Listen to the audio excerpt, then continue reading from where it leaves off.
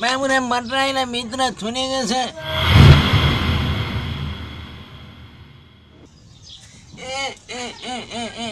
बाबुराम भट्टराईलाई भित्र थुनेको छ।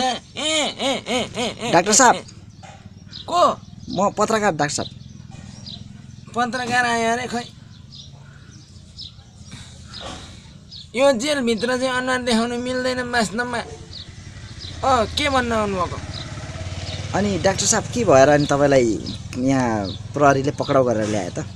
अब वास्तवमै भन्नु पर्दाखेरि त्यो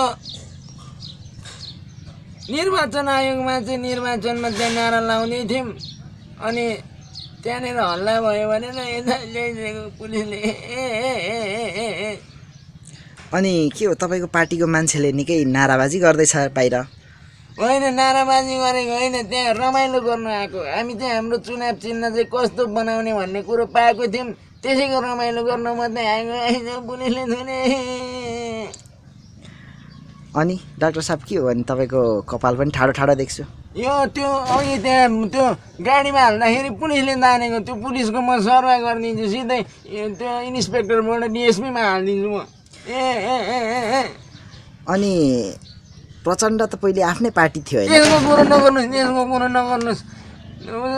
मलाई केटोले हालेको, मेरो त्यहाँ पत्नी नै। अनि को पर्नुभयो त जेलमा? त्यो खै को बरोबर म आफै परिरहेको छु, अरूको के कुरो गर्नु। ल हस् त डाक्टर साहब, ल म अब यो हाम्रो टेलिभिजनबाट लाइभ जाँदैछ। ल हस् त, धन्यवाद। लाइभ जाँदैछ? हजुर। अनि घरमा चिन्ता नगर्नु, मलाई केही पनि हुँदैन, ठुलो पावर छ मसित।